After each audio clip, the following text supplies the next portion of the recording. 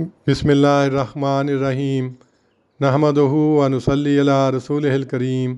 صحیح البخاری کتاب الوضوء باب من لم یر الوضوء الا من المخرجین من القبل والدبر، یعنی جو شخص دو راہوں یعنی آگے اور پیچھے سے ہی نکلنے کے سبب وضو کرنا ضروری سمجھتا ہو۔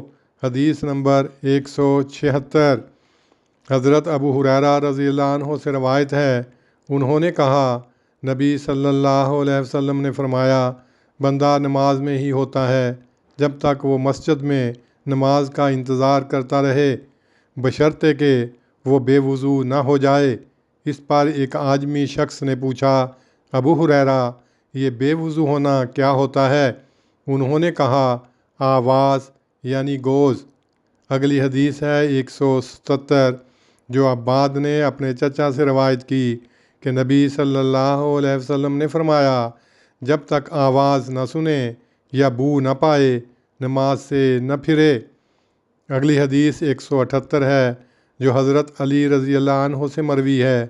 حضرت علی رضی اللہ عنہ کہتے تھے، میں ایسا شخص تھا جس کی مزی بہت نکلا کرتی تھی۔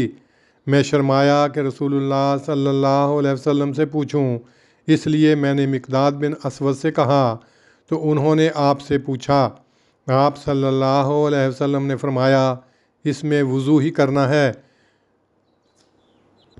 اگلی حدیث 179 ہے، جو زید بن خالد سے مروی ہے۔ انہوں نے حضرت عثمان رضی اللہ عنہ سے پوچھا، بتلائیں جب کوئی جمع کرے اور انزال نہ ہو تو کیا وہ نہائے؟ حضرت عثمان نے کہا، وضو کرے جیسا کہ وہ نماز کے لیے وضو کرتا ہے، اور اپنے ذکر کو دھو لے۔ حضرت عثمان کہتے تھے، میں نے رسول اللہ صلی اللہ علیہ وسلم سے یہ سنا۔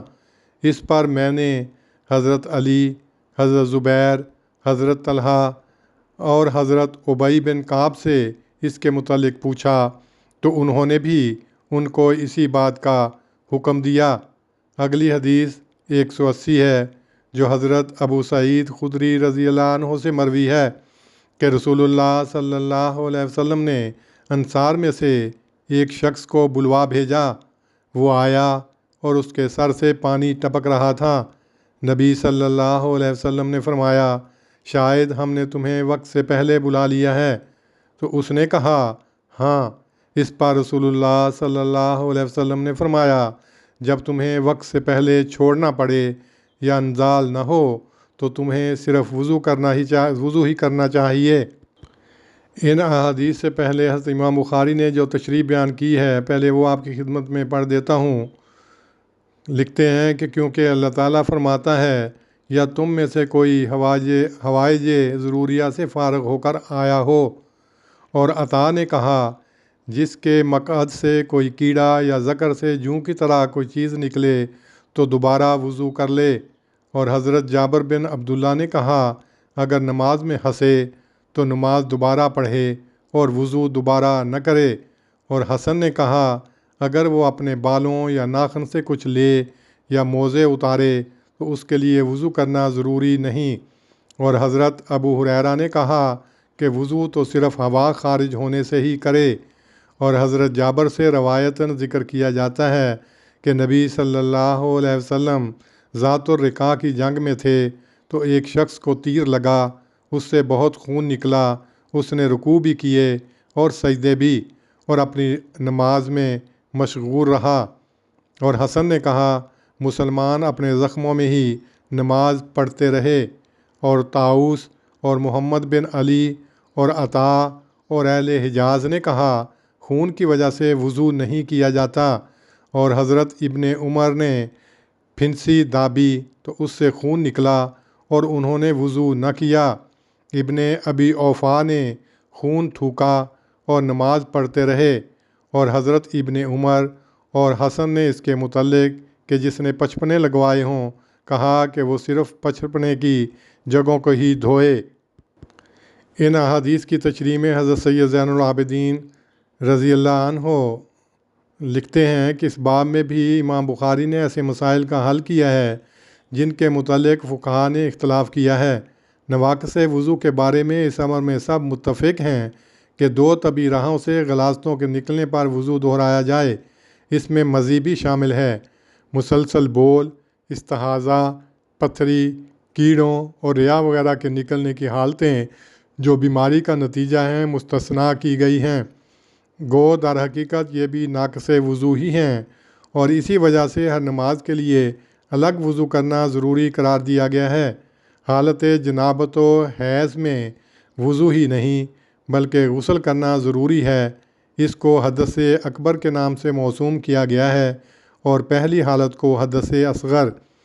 اس ضمن میں فقہا نے اپنی عادت کے مطابق یہ بحث اٹھائی ہے کہ منہ، ناک، کان اور جسم کے کسی دوسرے حصے سے خون، پیپ وغیرہ نکلنے سے وضو ٹوٹتا ہے کہ نہیں۔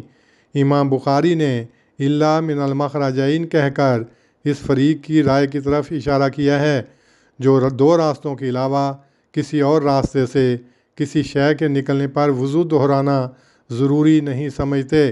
امام مالک رحمہ اللہ، نخفی رحمہ اللہ اور قتادہ رحمہ اللہ کے نزدیک وہ چیزیں جو بوجہ بیماری اور زخم وغیرہ کے جسم سے نکلتی ہیں ناقص وضو نہیں ہیں، اور عطا بن ابی رباح رحمہ اللہ، حسن بصری رحمہ اللہ، سفیان ثوری رحمہ اللہ، امام شافعی رحمہ اللہ اور امام مالک بن حنبل رحمہ اللہ ان کو ناقص وضو قرار دیتے ہیں، جیسا کہ امام بخاری رحمہ اللہ نے وقال عطاء فی من یخرجو کہہ کر ان لوگوں کے مذہب کی طرف اشارہ کیا ہے۔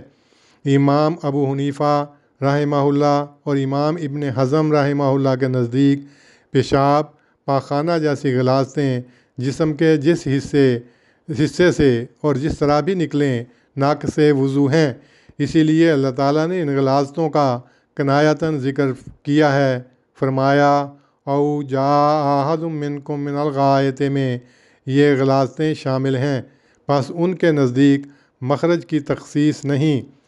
دوسرا اختلاف اس مسئلے کے متعلق یہ ہے کہ آیا ہنسی سے وضو ٹوٹ جاتا ہے یا نہیں۔ حضرت جابر رضی اللہ عنہ کا مذکورہ بالا قول بہقی نے نقل کیا ہے۔ اس کی تائید میں انہوں نے حضرت عبداللہ بن مسعود، حضرت ابو موسیٰ اشعری اور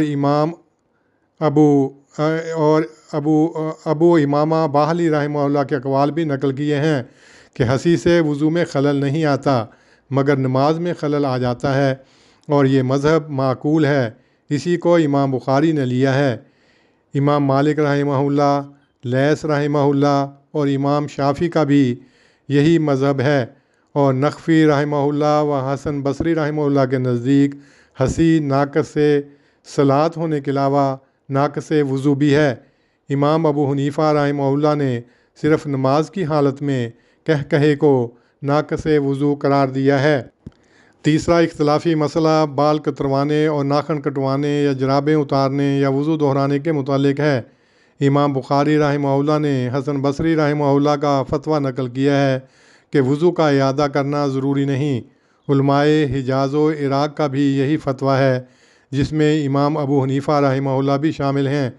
امام بخاری رحمہ اللہ کی بھی یہی رائے ہے، مگر مجاہد، حکم بن عینیہ اور حماد وغیرہ دہرانا ضروری سمجھتے ہیں، اس لیے ان کے نزدیک وہ چیزیں جو وضو کے وقت موجود تھیں یعنی بال اور ناخن جسم پر باقی نہیں رہیں، لیکن اجماع اس کے خلاف ہے۔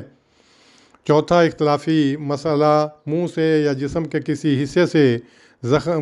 حصے میں زخم سے خون نکلنے پر وضو دہرانے کے متعلق ہے۔ امام بخاری نے اس مسئلے کے بارے میں جتنے حوالے دیے ہیں ان سے یہ بتلانا مقصود ہے کہ خون بہنے سے وضو نہیں ٹوٹتا، خون آلودہ حصہ دھو لینا چاہیے، جیسا کہ پچپنے لگانے والے کے متعلق حضرت ابن عمر اور حسن بصری کا فتویٰ نقل کر کے اس امر کی طرف اشارہ کیا ہے۔ ان کا یہ فتویٰ امام شافعی اور ابن ابی شیبہ رحمہ اللہ نے بھی موصولاً نقل کیا ہے۔ حضرت عبداللہ بن ابی اوفا رضی اللہ عنہ صحابی تھے، ان کے والد حضرت ابو اوفا کا نام علقمہ بن حارث ہے، یہ بھی صحابی تھے۔ امام ابو حنیفہ کی عمر 7 برس تھی جب انہوں نے حضرت عبداللہ بن ابی اوفا کو دیکھا۔ سفیان ثوری نے اپنی کتاب جامع میں عطا بن صائب سے روایتاً حضرت عبداللہ بن ابی اوفا کے متعلق واقعہ مذکورہ بیان کیا ہے۔ حضرت ابن عمر کا واقعہ ابن ابی شیبہ نے نقل کیا ہے۔